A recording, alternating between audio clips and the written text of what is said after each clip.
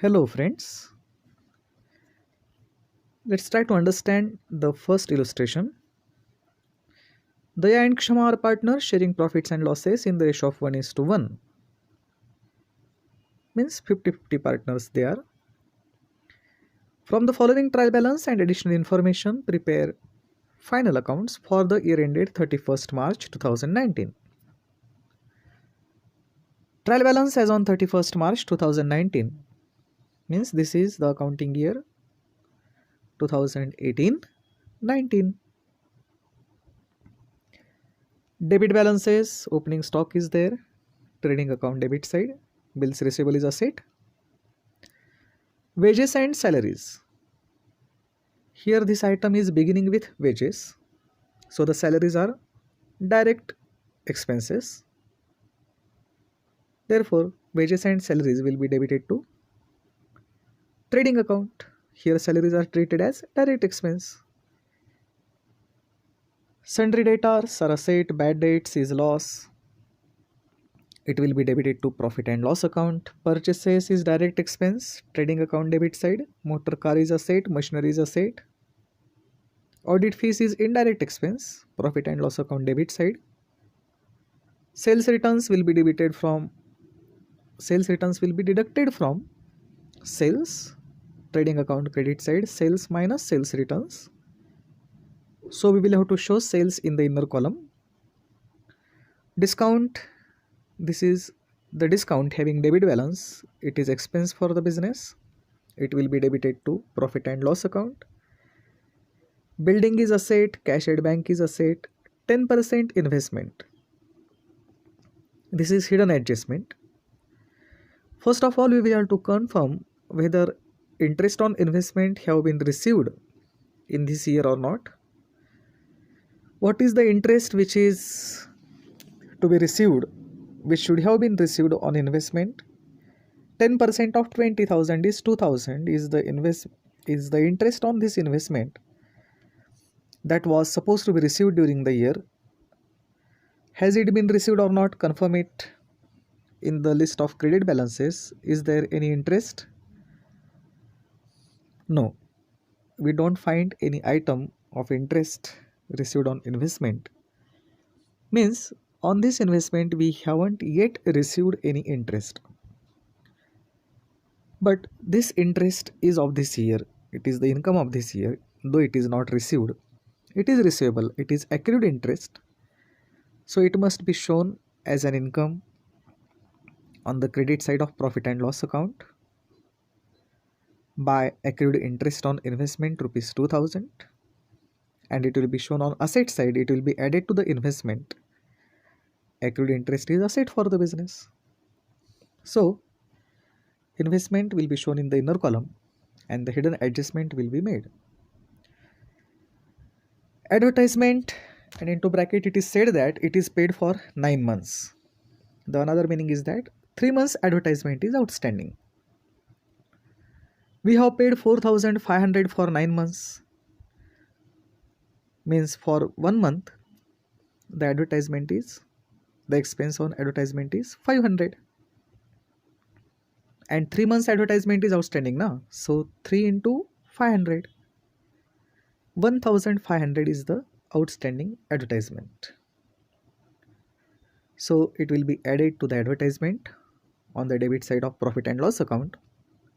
Show advertisement in inner column 4,500 plus outstanding 1,500, outer column 6,000.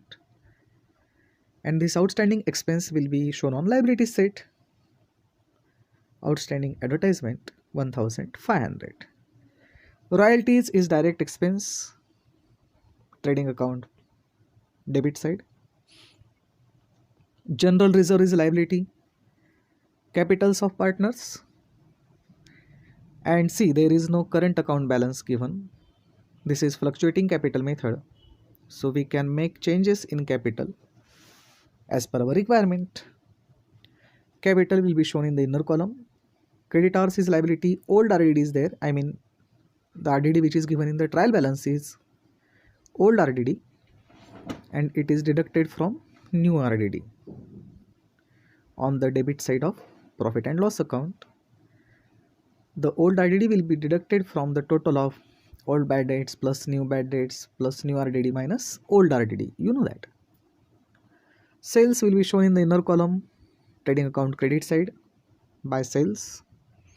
Outstanding wages. See, when outstanding expenses are given in the trial balance, only one effect on liability side. If prepaid expenses are given in the trial balance, only one effect on asset side. So outstanding wages will be shown on liability side. That's it. They are already added to wages. We did not to add these outstanding wages to wages. That adjustment entry has already been passed in the books of accounts before they get closed. Therefore, only one effect of outstanding wages on liability side. That's it. Purchase returns will be deducted from purchases and discount. This discount is having credit balance, its income for the business. Therefore, it will be credited. Indirect income it will be credited to profit and loss account. So, after going through the trial balance, we come to know that there are two hidden adjustment, investment and advertisement, and we know how to deal with them. Now, clear-cut adjustments, closing stock, trading account credit side and asset side. The two effects. Depreciate building and machinery at 5% and 3% respectively. Depreciation reduces the value of the asset, so it will be deducted from the concerned asset, and it is loss for the business, it will be debited to profit and loss account. Bills receivable included dishonored bill of rupees 3000. So rupees 3000 will be excluded from bills receivables. Excluded means deducted. And when bill gets dishonored, it increases the amount of debtors.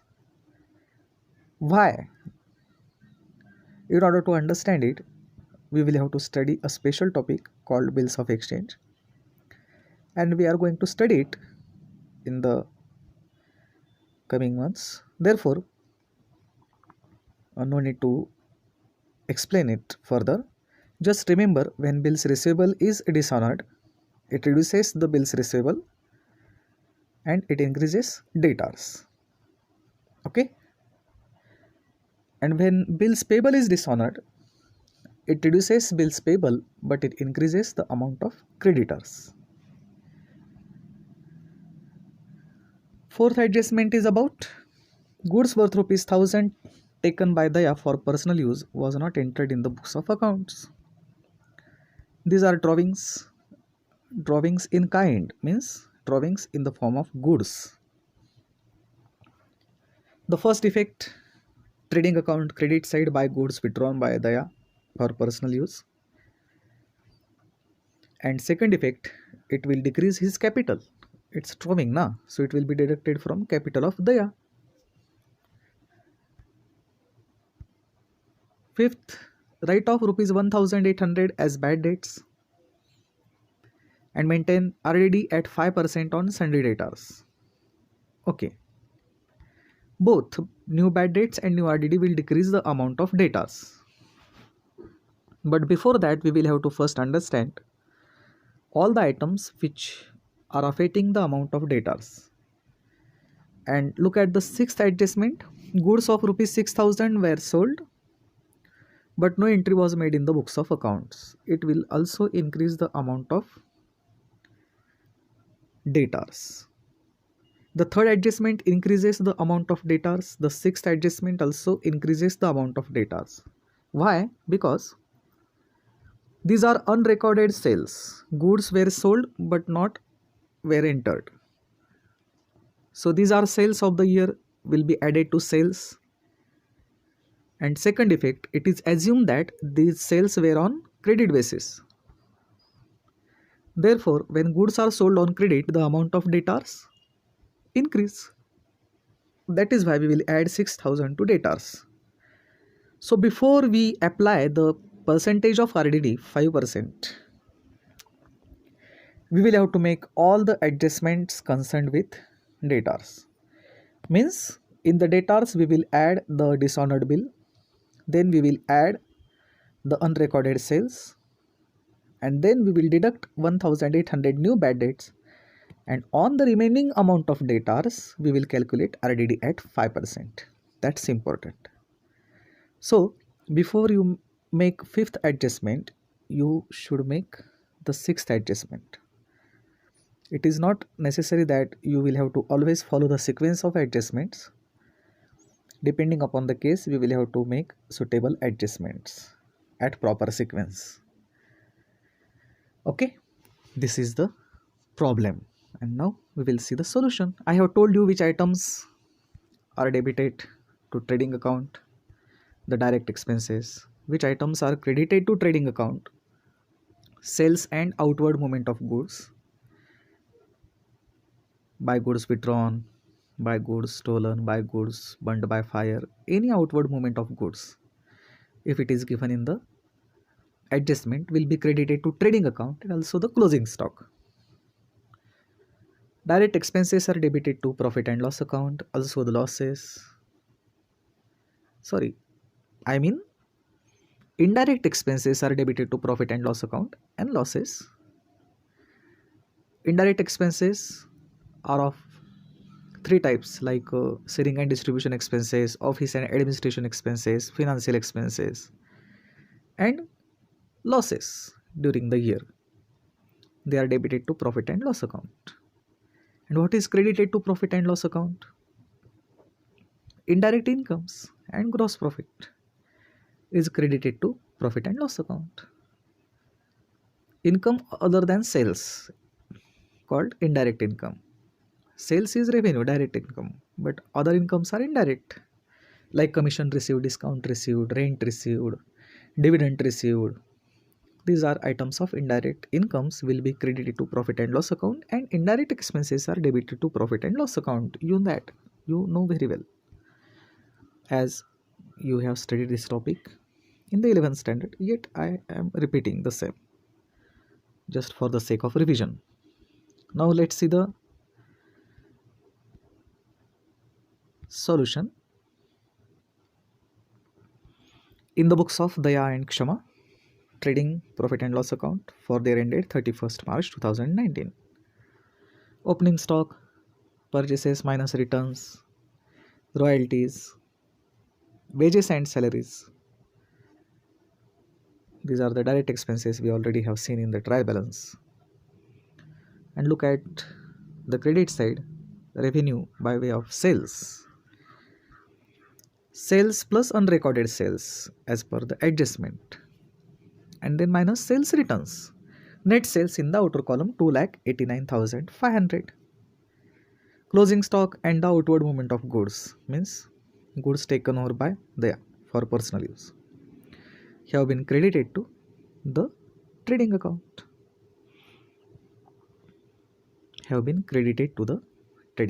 Fine. And when we compare the two sides, we come to know that the credit side is greater than the debit, and the shortage on the debit side is called gross profit, 1,09,500. That gross profit is credited to profit and loss account.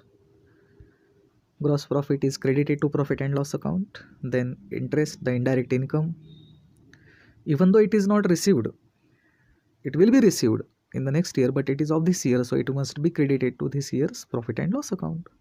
It is the income of this year, therefore credited to profit and loss account. And also the discount we earned during the year. Money saved is money earned, isn't it? That's why it is also treated as income of this year, indirect income. Look at the debit side. Advertisement. We paid for advertisement for 9 months 4,500, and we haven't yet paid for 3 months advertisement. We should have paid it, but not paid. Unpaid advertisement for 3 months is 1,500. So total advertisement for this year increases to 6,000 now. And the outstanding advertisement will be shown on liability side.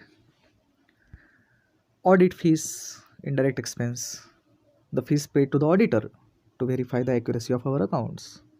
that is office expense, therefore debited to profit and loss account. Indirect expense it is. Depreciation as per the prescribed percentage on these two assets, it's loss for the business, so debited to profit and loss account. Bad debts, old bad debts means which are given in the trial balance, for which we have already passed entry before the accounts get closed. So old bad debts are not deducted from debtors, they are already deducted from debtors. New bad debts which are recently found, they are to be deducted from debtors, so they are deducted from debtors, and again it's loss for the business, so debited to profit and loss account. And new RDD which is calculated very carefully, we are going to discuss it again on asset side. From this total of old bad debts plus new bad debts plus new RDD, the old RDD is deducted. Instead of crediting old RDD to profit and loss account, it is deducted from the debit side. And therefore, actual loss because of debtors for this year is 7,985. The discount which had debit balance, that is the expense for the business, indirect income, indirect item, I mean indirect expenditure, so debited to profit and loss account. And after comparing the two sides of the profit and loss account, we get the good news that the income is greater than expenditure. That is why the good news called net profit is 88,621. It's odd figure, therefore while getting it divided between the two partners, one of them will get 1 rupee extra. So Daya gets 50% of it, 44,311, and Kshama gets remaining amount.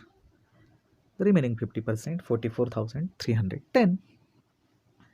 The net profit will be added to the capital. Here we can see capital plus net profit.